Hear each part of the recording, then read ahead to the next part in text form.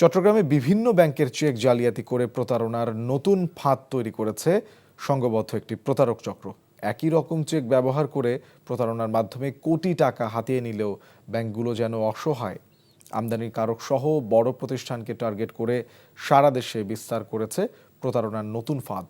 আইনজীবীরা বলছেন এসব ঘটনায় চট্টগ্রামে একাধিক মামলা হয়েছে। চট্টগ্রাম থেকে আরিজ আহমেদের পাঠানো রিপোর্ট, ক্যামেরায় ছিলেন সুমন গোস্বামী। জাপান থেকে আমদানি করা বিভিন্ন যন্ত্রপাতি চট্টগ্রাম সহ সারা দেশে সরবরাহ করে আসছে চট্টগ্রামের ন্যানো কর্পোরেশন নামের প্রতিষ্ঠানটি, যার মালিককে নগরীর একটি ব্যাংকের শাখা থেকে জানানো হয় তার প্রতিষ্ঠানের 1 কোটি টাকার একটি চেক এসেছে ব্যাংকে। পরে জানা যায় চেক জালিয়াতির ঘটনায় অভিযুক্ত Fatema enterprise standard charter bank ঢাকার কারওয়ান বাজার শাখার একজন গ্রাহক।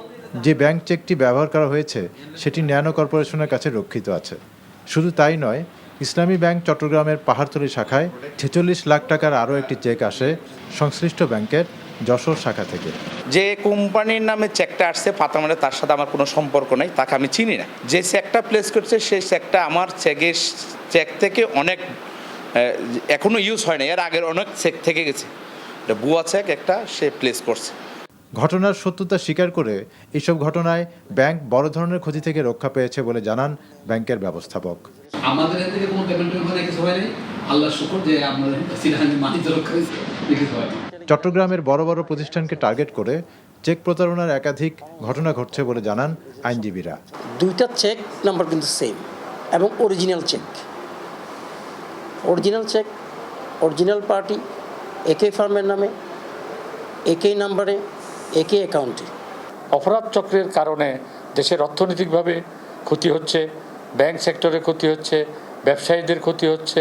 চেক জালিয়াতি করে ব্যাংকের মাধ্যমে 1 কোটি 46 লাখ টাকা প্রতারণার চেষ্টার ঘটনায় ঢাকার মেসার্স ফাতেমা এন্টারপ্রাইজ ও যশোরের নূর এন্টারপ্রাইজের মালিককে আসামি করে চট্টগ্রামে দায়ের করা মামলার তদন্ত শুরু করেছে পিবিআই। NTV news desk.